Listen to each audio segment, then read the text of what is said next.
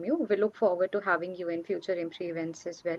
So, moving on to our next session, I'm honored to invite Mr. Arjun Seneviratne, Development Consultant, Chief Technical Advisor, Green Movement of Sri Lanka, JMSL, Senior Visiting Fellow, Impact and Policy Research Institute, IMPRI, New Delhi. So, we'll share his insights on harmonizing coexistence and balancing developments, an inquiry into the intermesh of development and environment components. We welcome you, sir, and over to you.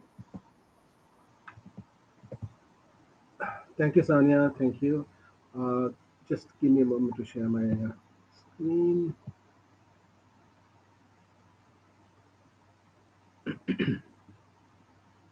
Can everybody see the screen?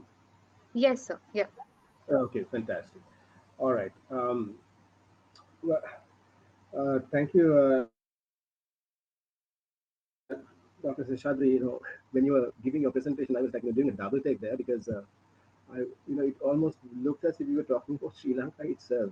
The, Even the photographs looked similar to the photographs that I had taken of roadkill on these in Sri Lanka. So it was like just thinking about that was like crazy. That it's a problem that exists across our subcontinent. And also, what Bhargavi said about the massive amounts of damage that is being done by trawlers indiscriminately. These actually lend themselves to what I have to talk to you about today, or what I'm planning to talk to you about today. And when I'm looking at what we call the development components and the environment components, first of all, I think that is important that everybody knows that these topics have been flogged to death in the past, and you're probably all aware of some of the things that I'm going to talk about. And the reason why they're flogged to death is not a very good thing. And I will tell you why as we go on into my presentation. So we have the development components. There are three that I will look at, and I will look at the three main ones. And then I will look at the uh, environmental components, again the three. On the side of the development components, we have economic development, we have community development, and we have environmental development. And on the environment side, we have social environment, the cultural environment, and the natural environment. So, what have we been doing with this? Where has our focus been, and where should our focus be now if we are going to solve the multiple crises that beset the world? We have a food crisis, we have a climate crisis, we have an energy crisis, we have a financial crisis, we have a conflict crisis. All of these are intermeshed. All of these have certain commonalities, and all of them have some basic root causes.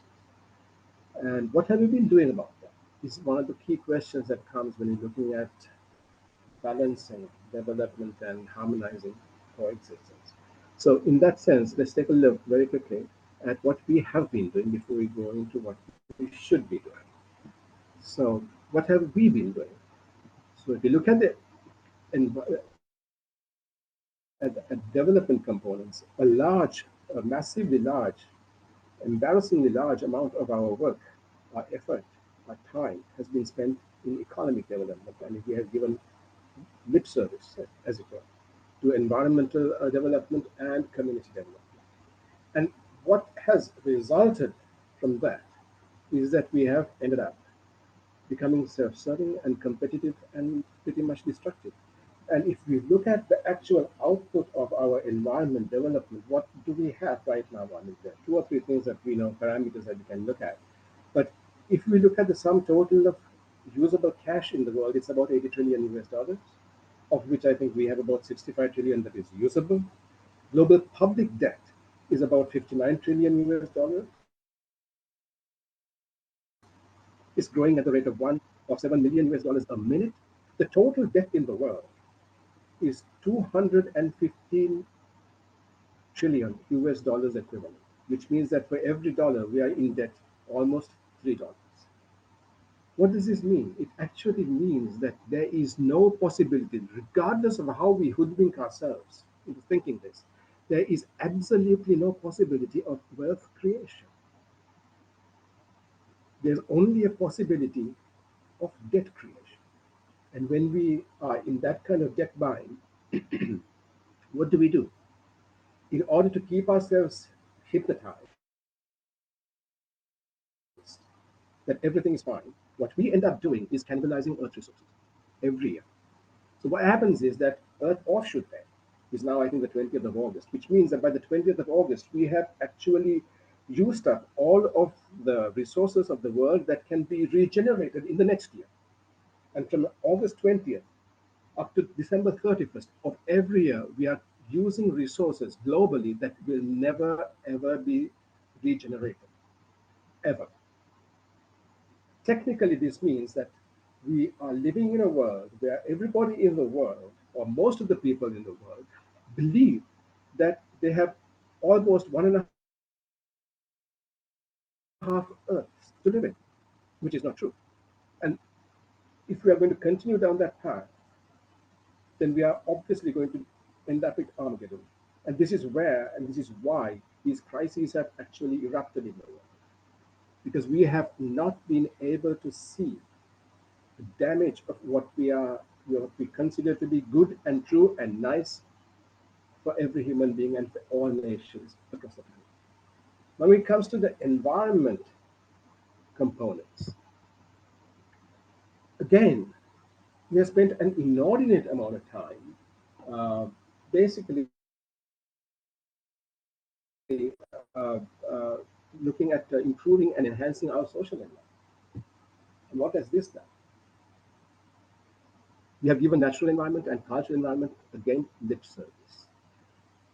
By trying to actually look at the social environment exclusively at the cost of the other environments, what we have ended up with is fractured societies, broken societies, not only at the level of villages, but at the level of towns, countries, subregions, continents, and the planet. And the advent of social media has actually exacerbated the problem infinitely, right? And all that it has done is that it has destroyed our ability, our health, our well-being, and our goodness of feel, as it were. So, by trying to concentrate almost exclusively on economic development, we have destroyed the economy. By trying to concentrate exclusively on the social environment, we have ended up destroying society. And when that happens, there is no small wonder that we are in this mess that we are in at a global level.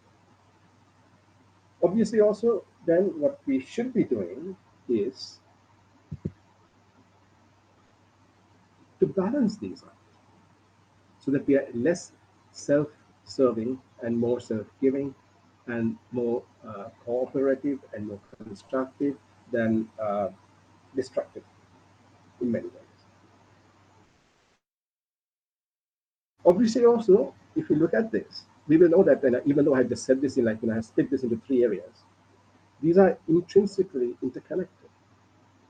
And these areas actually coalesce in very many ways. So there are famous Venn diagrams. I think this is all common knowledge. I'll just very quickly pass through this, but making certain salient points along the way. If you look at the development components, the Venn looks like this. So you have the environment development, community development, and economic development, and there arise overlap. So when the environment and the community get together, there is something we call deep ecology. This is a type of, when you're exclusively in those two areas, exclusively only in those two areas, you end up, living in terms of like, as Dr. Seshad pointed out, like, the Adivasis or the natives of a certain place. And if you're looking at environment development and economic development together, then you're looking at conservation. And if you're looking at community development and economic development, you're looking at community economic development. And when you take all of this together, technically, if you balance everything out, technically, not practically, but technically, you end up with sustainable development. Now, how do you get there? While the overarchers are there, the components path to development is through the overlaps. So that actually looks something like this. You go from deep ecology to conservation to community economic development and then to sustainable development. Why is this so? Primarily, we must understand that regardless of how much we try to deny it, we are ecological entities. We live in a world where we as humans are part of a greater ecology. And sensitization and understanding and responding to that fact that we are part of a bigger whole is crucial, absolutely crucial to get to the next level, which is conservation, which means our mindsets must be thinking less in terms of use and more in terms of how we can regenerate, recreate, preserve for the future, use only what we need, and so on. And that, again, leads to community economic development, and taken as a whole, we can technically reach a sustainable development. Now, if you look at the environmental components, you have the social environment, the natural environment, and the cultural environment, and these together will give you rewarding livelihoods, rewarding customs, and rewarding recreation. I'm using these terms very, very specifically and for purpose.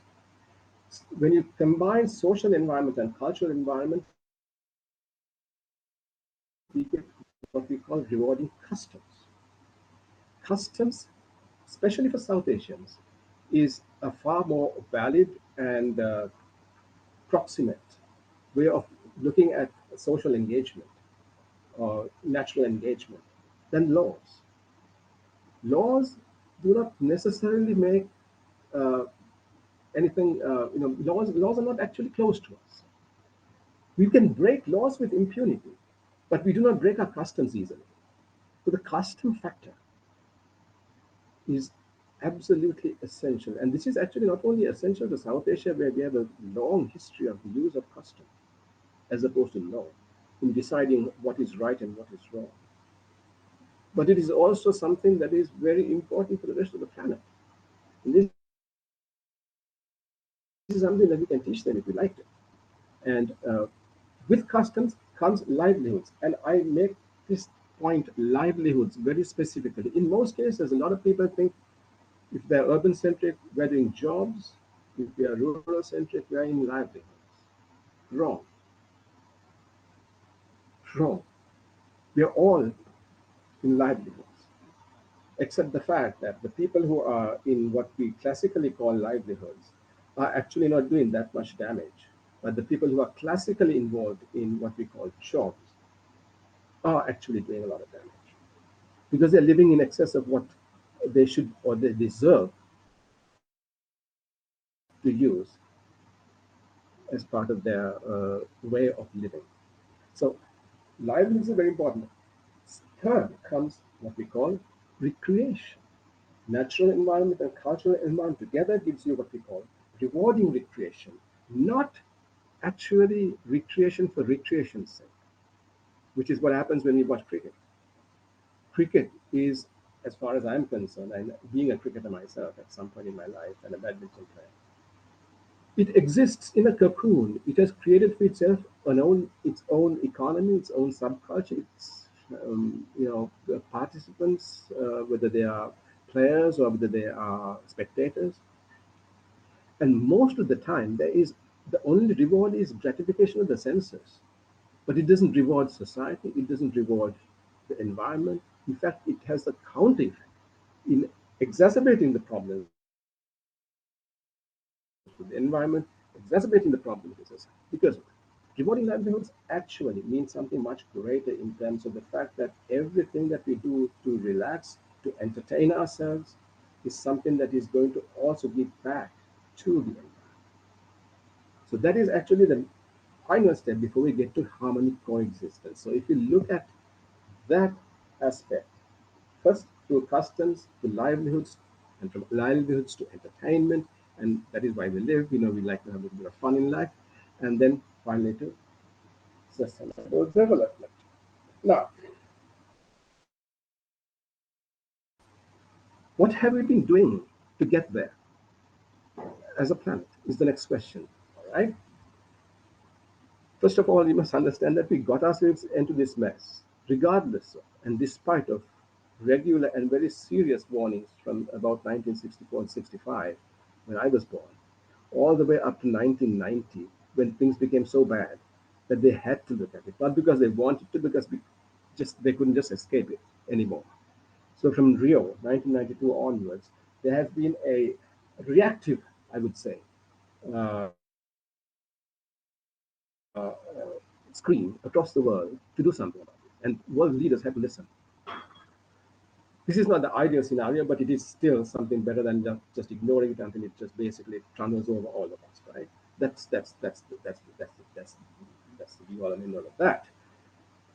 And in order to do that, we came up at the UN with certain covenants, certain agreements, globally binding agreements, and so on and so forth, to make sure that we actually get to where we are going in terms of trying, if we can, to right the wrong, to make sure that we rebalance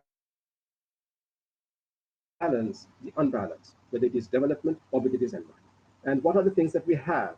There are many covenants. I'll just give you the ones that we actually look at as being important for this particular purpose. All right. Mm, Obviously, we have the UNDP, United Nations Development Programme, Sustainable Development Goals. We have the United Nations Framework Convention on Climate Change and the Paris Agreement. We have the UN uh, Office for Disaster Risk Reduction and the Sendai Framework, which is actually the third iteration. The second iteration was the Hugo Framework, and before that, the Yokohama Deal. Um, and then we have the Convention on Biodiversity of the United Nations Environment Program, giving us the Biodiversity Convention.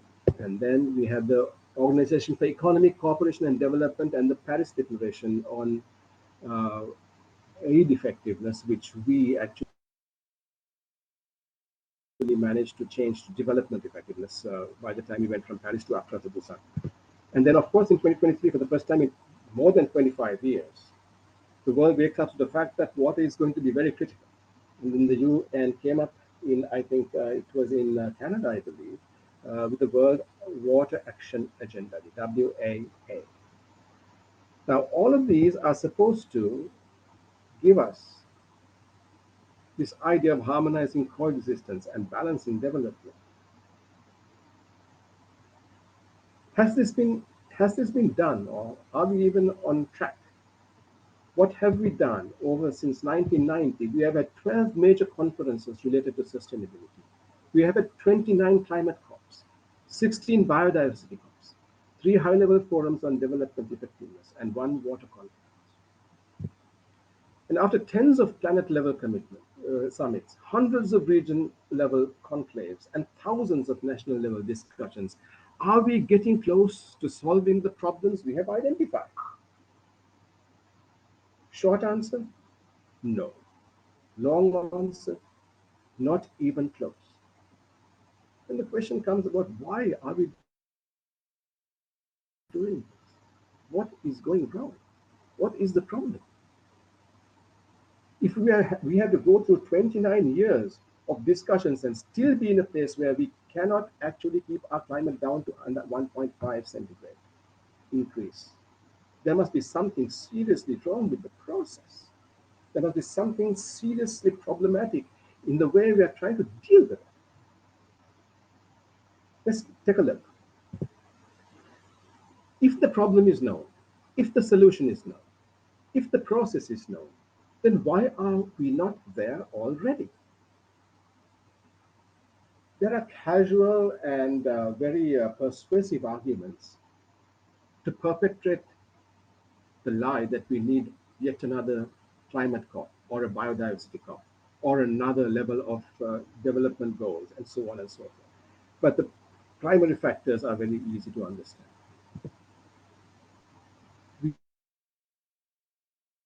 We are attempting, first, there are 3 problems that I have seen. We are attempting to find solutions to macro level problems through mindsets and methods that gave rise to the problems in the first place. That is, we are using industrial age thinking to try to find solutions that will take us to the sustainable age. This is the this is a contradiction in terms. It's a contradiction in the way. It's a contradiction of method. You can't do that. You cannot try to use the same tools that brought us to the brink of destruction to right the wrong. Something must change. So in this case, we have a very narrow definition of success: GDP, output per worker, efficiency in production, profit, etc. And they're driven by self aggrandizing, self servitude, acquisitive attitudes, and desire to compete. We have a continuous of the desire for resource cannibalization for short term gains that are inconsiderate of long term repercussions. And remember this: 29 cops down, we are still debating why we should actually stop cannibalizing the earth. And that is, in my not so humble opinion, crazy. If we are going there, then that means we are doing that. If we are fighting that, if we are fighting the fact that we are in a scenario where we are using 1.5 Earths almost of resources every year, if we are still trying to fight for that cannibalization of the resources, then there's something seriously wrong in the way in which we are trying to attempt to find solutions. Linear thinking in a non-linear world. Of course, this is very obvious. I'm not going to go into that. And inability to understand complex structures such as societies or environments. And then finally, there's an inability to understand what constitutes environment and and development and the interconnects between the two. So, all of these things are actually uh, driven by our idea of industrial age thinking. Second, and this is actually something that is the second point is connected to this in some ways, most ways. We are attempting to sectorally desegregate problems and solve each piecemeal, hoping that when we put it all together, the entire problem will be solved. This is the madness of specialization. We are limited because of our preoccupation with various types of specialization. And this can be translated into spacing up what essentially is a whole of existence problem into smaller problem buckets. So we have disaster as a smaller problem bucket, climate as another, development as another, water as another, uh, financial distribution as yet another, conflict as a fifth, and so on. We have actually put these into these buckets and we're trying to solve each of these problems through our own expertise in those areas.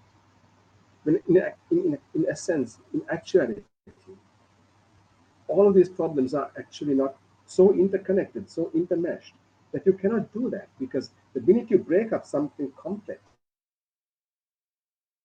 something so complex as a society or an environment or the dynamics of the way in which these behave or interact with each other and try to solve it at those levels, when you put it all together, we get disaster.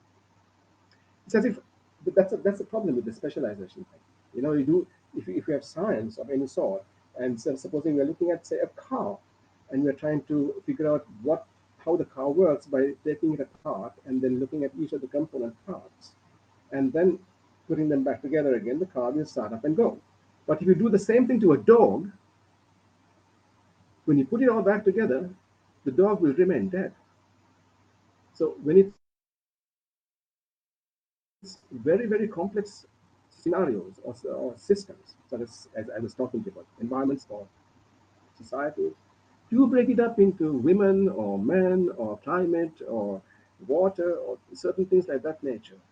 And then you try to solve those problems piecemeal. You end up with the effect that is opposite to the one that you need. It the only practical outcome of breaking up complex systems to study it in parts is that it breaks them. And as far as we are concerned, as long as we continue to look at these things in that broken fashion, they will remain broken and we will not have solutions to that problem. That is why we keep talking about this year after year after year after year, getting nowhere close to the solutions. Well, if you're going to reverse that, we have a decent idea of interdisciplinary approaches, but only vaguely understand multidisciplinary approaches, such as collaboration across disciplines, clear problem definition. These are things, this is common knowledge, right? introduction of diverse methodologies, systems thinking, and so on and so forth. But we have very, very little understanding of transdisciplinary approaches, and that is where the key is. Where we have knowledge co-creation, we have been looking at cosmologies, competing, what we have perennially seen as competing cosmologies actually being complementary cosmologies. For example, the scientific cosmology is only one. It is a nice story, but it's still a story. We have the traditional cosmologies, we have the spiritual cosmologies, and these also give very clear ideas of how this world behaves and how it's supposed to move and change. And there are remarkable areas of congruence between and amongst these cosmologies. And when you're looking at knowledge co-creation, not in the classical term in which it is used, in the term in the way I'm using it, you have to be able to integrate all of this. Scientists like Fritjof Capra, I believe, has done brilliant work on this. He was a physicist, Nobel Prize laureate, or maybe a nominee, I'm not too sure, back in the 70s. He worked with the Benedictine nuns, no, the Benedictine monks, and came up with something really, really good in terms of how spiritual cosmologies work, uh, quite similar to scientific cosmologies. He also wrote another book called The Dance of Shiva, where he looked at the Indian spiritual things and he looked at he actually unpacked it.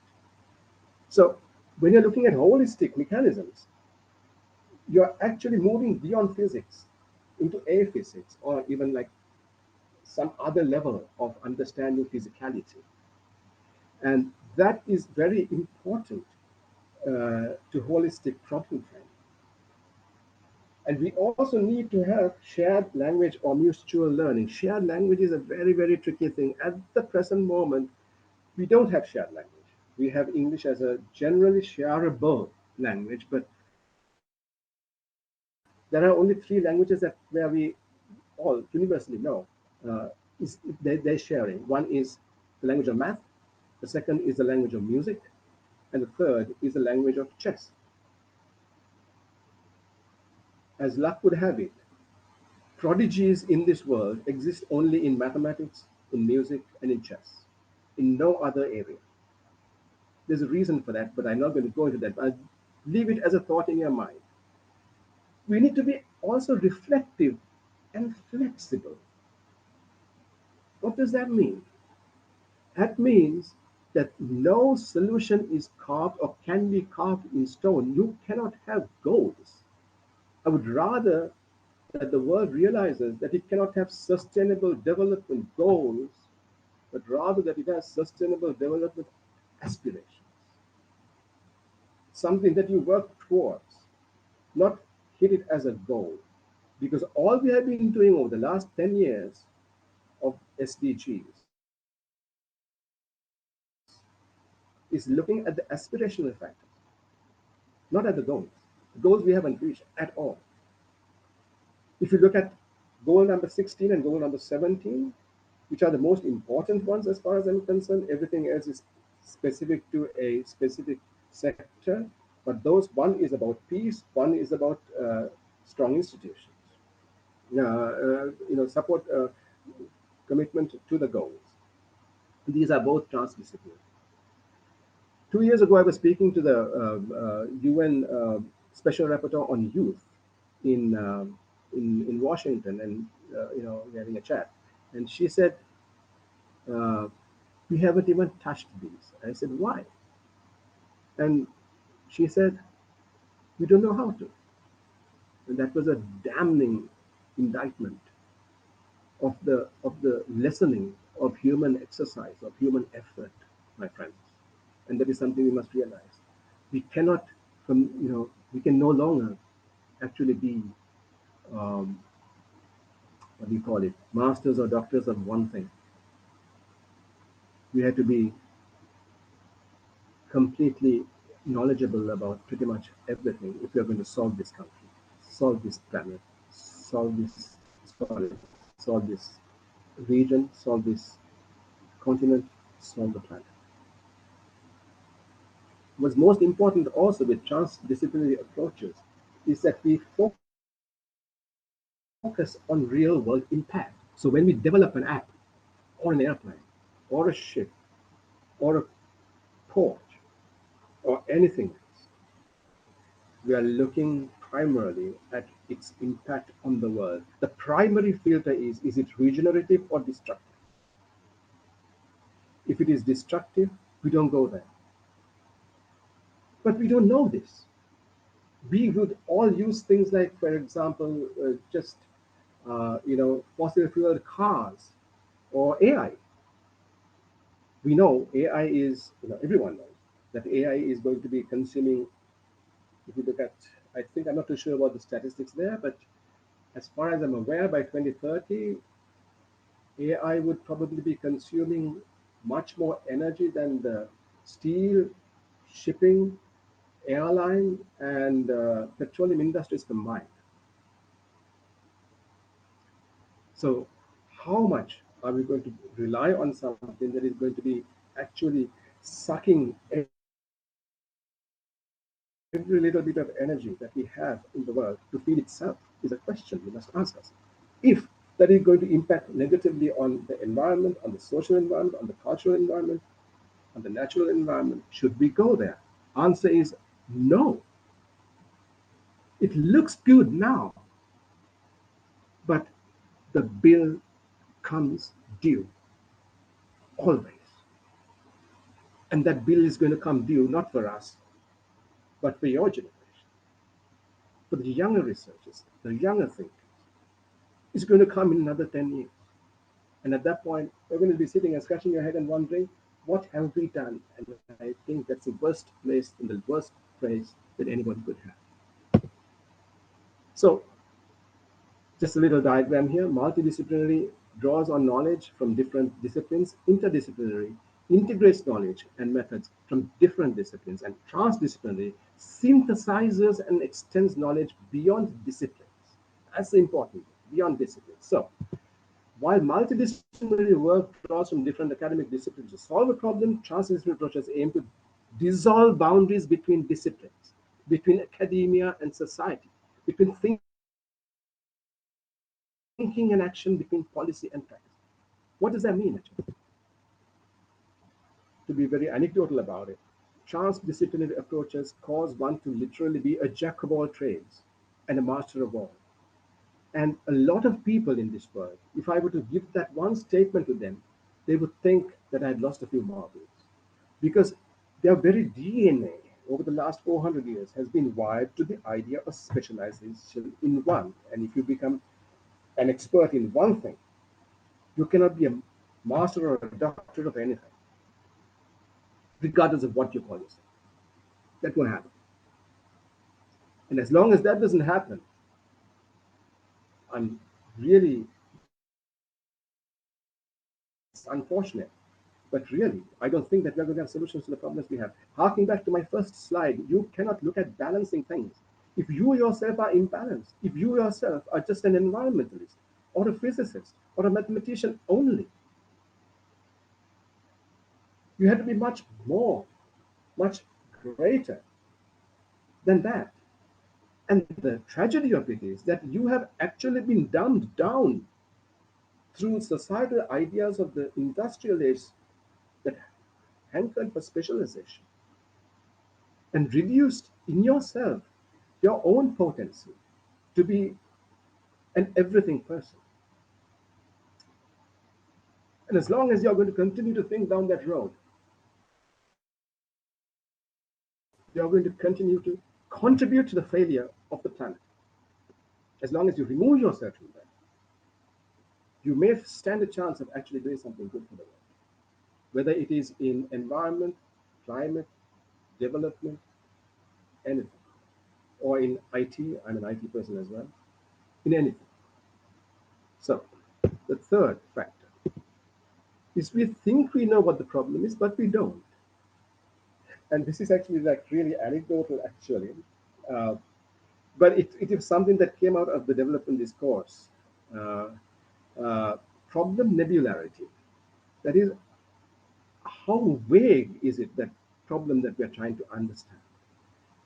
So, if the problem is vague, it results in many different ways of perceiving an issue or problem, and by extension, many ways of solving it.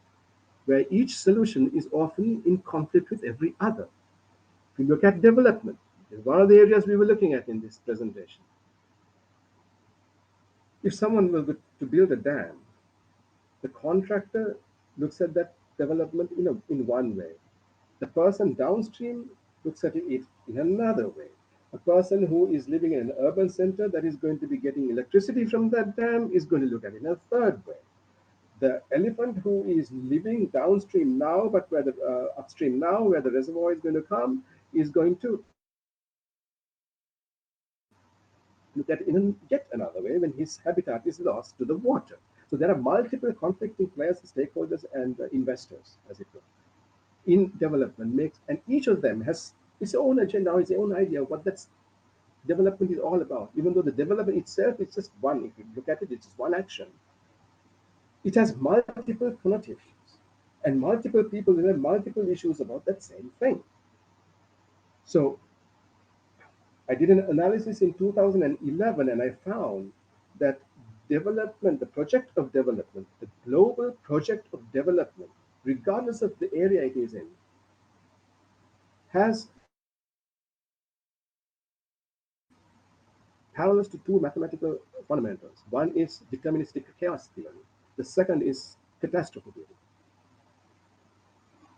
So I'm not going to go into that at the moment, but to cut long story short, development projects, if they succeed despite of themselves. Most of the time they fail, and they fail miserably, because we're not taking into consideration the holism of what we are trying to quote, develop, unquote, in the reality of our living world. So then we have what we call job savers there. On the one side, we have best practices, and on the other side, we have lessons learned.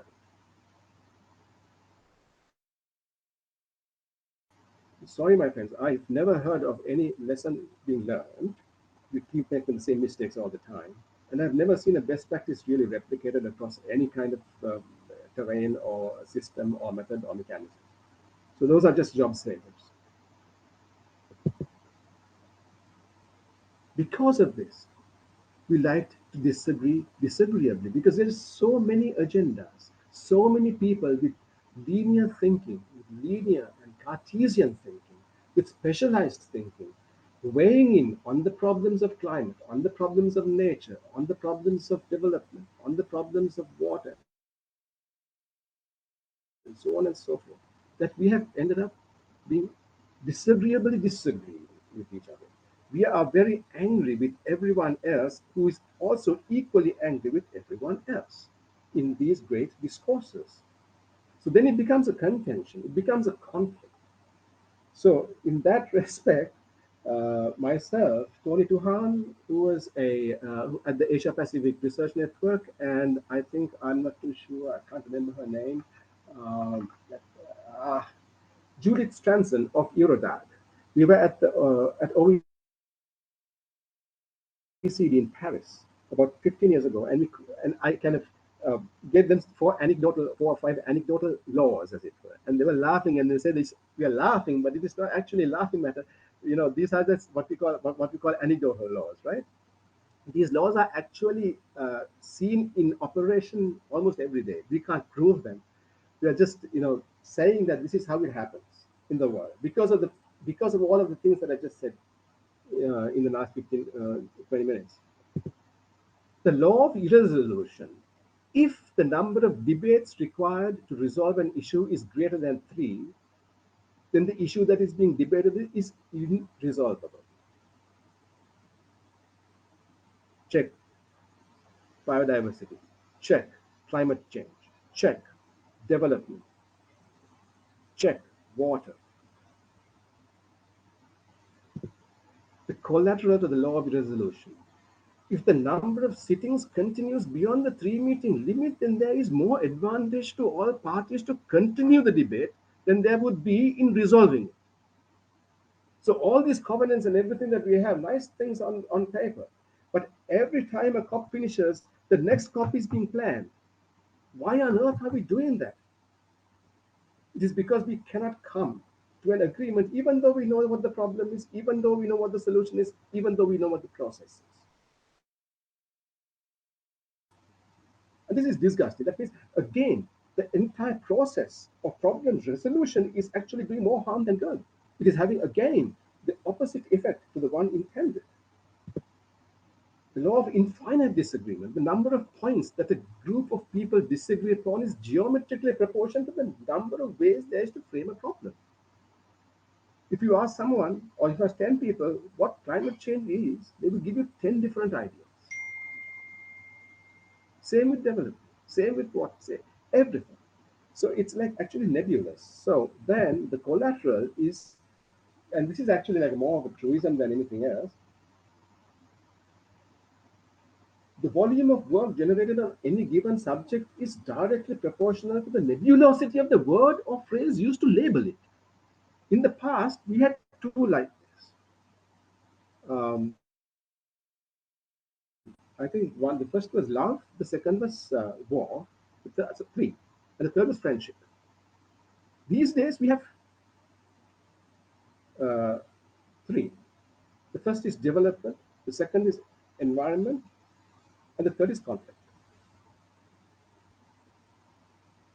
The words that label them are so nebulous that people write reams and reams and reams. They have discussion upon discussion, they have action upon action, really because of the fact that nobody has a clue what they're talking about. And finally, the law of uselessness, which is a truism. The usability of a volume of work on a nebulously framed subject is inversely proportional to its size. I don't think in the last 15 years more has been written about anything than climate change, environment, and development. And most of it is largely useless. If you look at Duke Holyogas and Palden, they did a meta study, I think, in 2010 on the effectiveness of aid in moving the development agenda global forward. And they found that there was zero accumulation and there was zero growth, which means that aid driven development has been useless. But aid driven development has had one of the largest volumes of work ever done in this world, with, with one of the largest numbers of people involved in creating that work. Experts across multiple disciplines have done this. And the meta study gives us a round Humpty as the result. And that's tragic. So, where do we go from here? Short answer, I don't know. Long answer, I really don't know. But let us see. One of the things we must truly understand is that segregation of thoughts, systems, and sciences and people are at the root of why it is difficult, if not impossible, to solve the crises that beset our world. Two, before we develop anything, we must mentally ground truth its importance, effectiveness, and usefulness in terms of how it will promote coexistence, how it impacts the interface between human and natural systems, and how durable it makes the world. Before we do anything, we can't do it because we are egotistic, self serving, we want to make money, we want to have a patent, we want to be recognized, we want to be the champion. Those are all the negatives of industrial age thinking that we must completely reject before we do anything, even cleaning a drain or washing your dishes. More than all else, and this is one of the most important and tragic things that I have found, it's almost like a truism, everyone knows this, I think. You must realize that a person is generally fearless, generally careful, thoughtful, considerate, compassionate, and giving and sane, while people in the collective are generally frightened, careless, thoughtless, inconsiderate, revengeful, acquisitive, and mad. Collectives, and that is what the world is, segregated collectives, like nations, like people, like groups, they have what we call herd mentality, pack mentality. and it is not human. It is actually inhuman, which is why we are battling everyone at every COP. We go to the COPs, we are battling everybody. Everyone is fighting everyone. Fighting, and when they gain some little thing, they're saying we won. What? We are trying to solve the world. We can't win anything. If we are only winning one thing, we are not winning anything. We have to be able to say, all right, we are all in a position where we have decided that this is a good thing, and we are going to do this thing. Instead of which, if someone wins something, all the people who lost something are very angry, whether it is on this side or the other side or the third side. There is actually no real compromise that ever happens in these discussions towards development sustainability and harmonization of coexistence. Because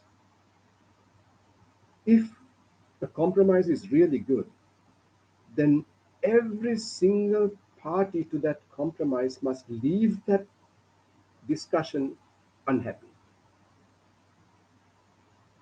That is the only benchmark by which I would measure compromise as being good. Everyone must be unhappy. Everyone.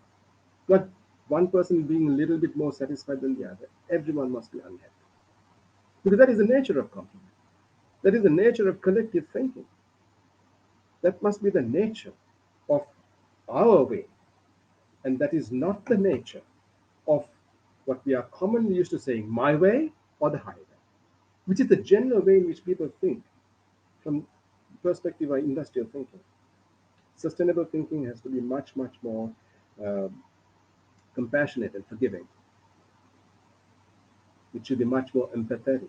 Otherwise, we can't get there. And we can't get there if we are going to continue to think that every single way of educating ourselves, uh, getting ourselves recognized, getting ourselves qualified, and so on and so forth is going to be good. We have to let it go. We have to just say enough and go on to some new paradigm of thinking, some new idea of how this world must recalibrate itself to understand old ideas in newer frameworks and look at it through bigger, better, brighter lenses. Thank you.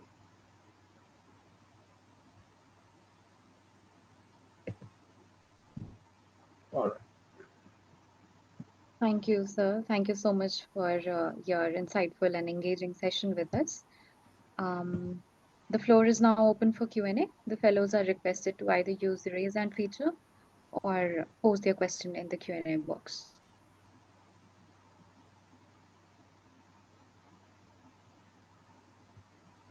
Anyone?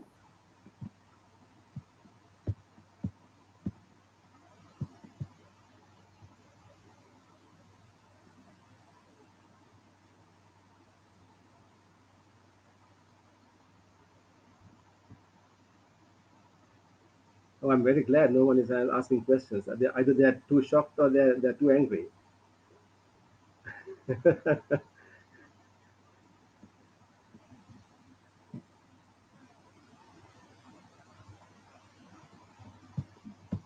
Priyanka ma'am, do you see someone raising their hand? No, but we had a comment by one of the participants, Sonal. She says that with the presentation we just had, everything looks too grim. Yeah, it is grim.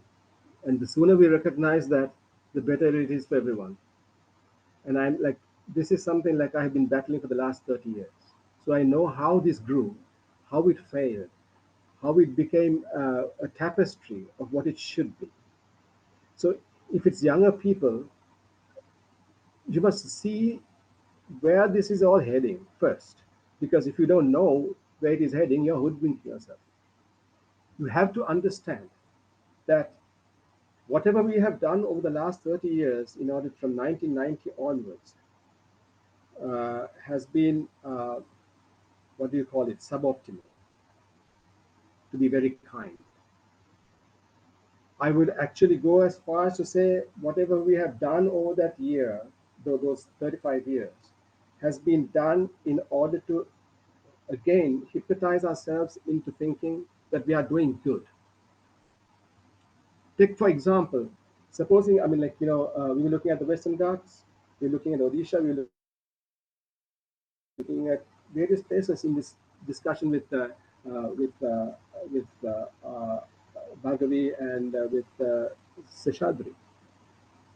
If we cannot solve the problem of Himalayan snow belts, is there any point in climate action further down if you look at the lower Deccan or Sri Lanka, for example, is there any positive that will come from that?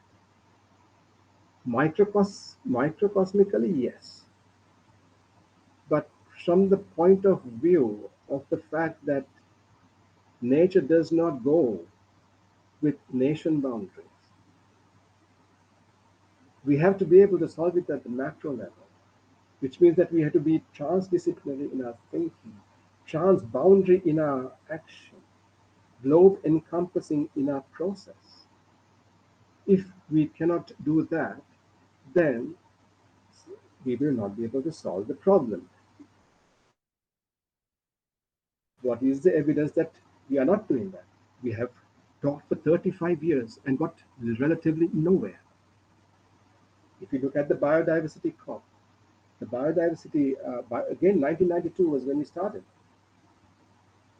uh, in 35 years, I know about Sri Lanka, we committed all kinds of things to the Convention on Biodiversity, Biological Diversity. And over 35 years, we have only managed to get to 17% of what we promised. If you look at SDG 16, we have only got to 1.8% of what we promised ourselves. If you look at those 17, these are the macro goals. Huh? These are the ones that actually make sure that every other goal works. We have got to, I think, 18%. And we are now two-thirds down because we have gone 10 years out of a 15-year window where we have to solve problems by 2030. After that much time, if we have only got to 2% and 18% on goals 16 and 17, what what do you think from your side?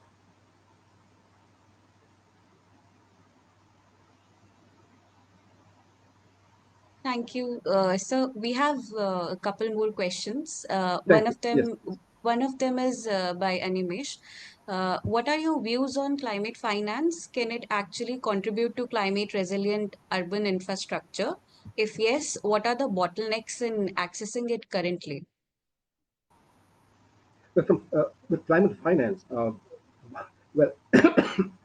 there are two or three ways in which the climate finance pot, as it were, is being channeled. Right? We have the GCF, we have the loss and damage, and the two or three other little conduits through which these are channeled to various people. The question that I have in my mind with respect to climate finance is not so much the the fact that they're giving it out and that it is being accessed by various parties who really need it. But when I looked at, I'm just going to look at it in from the Sri Lankan context because that's what I know very well. I know the rest, but only generally, so I won't speak about that. Is that once the climate finance has been acquired, not even the policymakers, the scientists, the communities, they do not come together as a collective to use it for positive gain. Because what happens is, what I have seen happening, especially in Sri Lanka, is that a few people think that they know it all.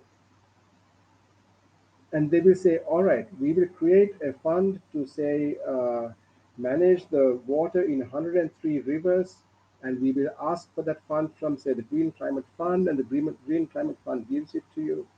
And they will say, this is how you must look at the 103 rivers that are going across the country. They say one size will fit all, and they will then try to implement that across 103 rivers across the country. But Sri Lanka has 47 agroclimatic zones. It's the highest number of agriculture, the highest density of agroclimatic zones in an area as small as Sri Lanka. You can't have one size fits all. So what I have seen is that whenever they have used climate finance in Sri Lanka, the results have been not suboptimal. It has actually been very negative.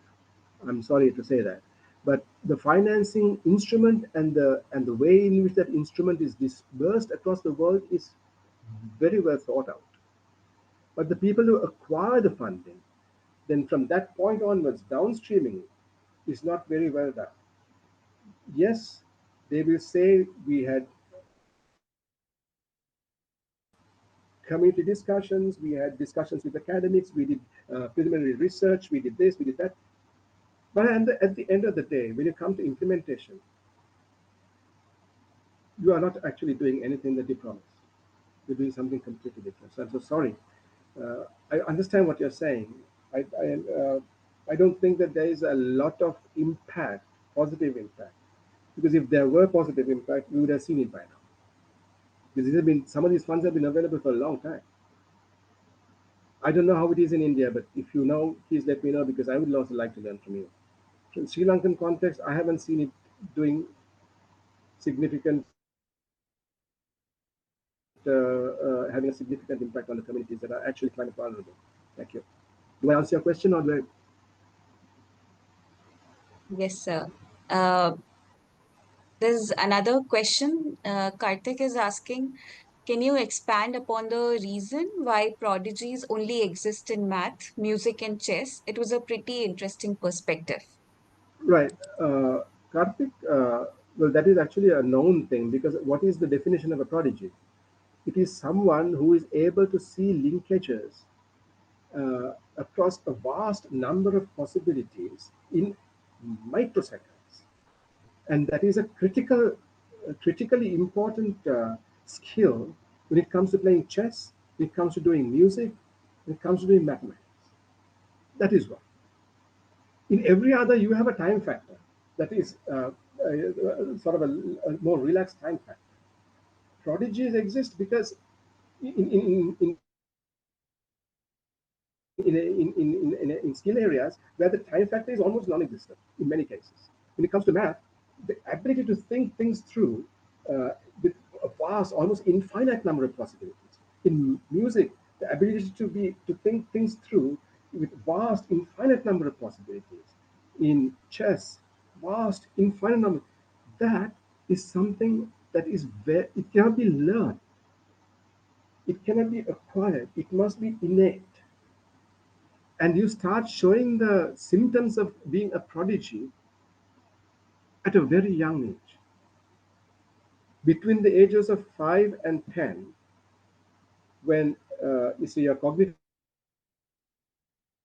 enhancement, actually, say your cognitive enhancement goes up zero from, I think, first 12 months, the curve is very high, then it tapers out a little bit from year 1 to year 3, then it tapers down a little bit from year 3 to year 5, then from year 5 to year 7 it tapers down yet a little bit more, then from year 7 to year 11 it tapers down up to a certain point, and beyond year 11 your cognitive enhancement capability is cut off, is shut down. From that point on, is whatever capabilities that you have is what is going to remain with you for the rest of your life. So a prodigy's cognitive capability is seen in the first 10 years. Usually we see that blooming out between the ages of 5 and 10. These days I am seeing, especially in chess, people blossoming out from the year of age 3 onwards. So that is the reason. It is innate. It is already in you. As you are born, it's not, since, see, learning requires time. This type of ability requires zero time. That's why you call them prodigies. And that is only seen in these three areas. Do I answer your question? Yes, sir. Thank you. Okay. And Sonal had earlier commented about that everything looks too grim, and you had expanded upon that. And a follow-up to that, she said that, Sorry. I'm sorry about that. and she's so that there's a follow-up in the similar context that how do we add any value? Any work that we do is just going to be null then. You have to rethink the thinking. That is why I said in my last slide, I think if you revisit my last slide, you have to stop thinking. You know, I understand this. You know, you're an Asian, I'm an Asian. We grew up and we were taught to be good at one thing. Okay? We were taught to learn things through an education system that drove us to cauterize our thinking so that we concentrate on one thing. We were telescope tunnel vision, not by our choice, but by the systems and pressures of our societies and our education systems. But there's good news there. I went through the same system and I rejected everything after I had gone through the system, after I had got my graduate degree and so on and so forth. It was only after that I started to realize, oh my God, I have been spending the last 20 years of my life doing jack. So first of all, you must change the way you think. You can't actually change the world, but you must start expanding the way in which you think about the world.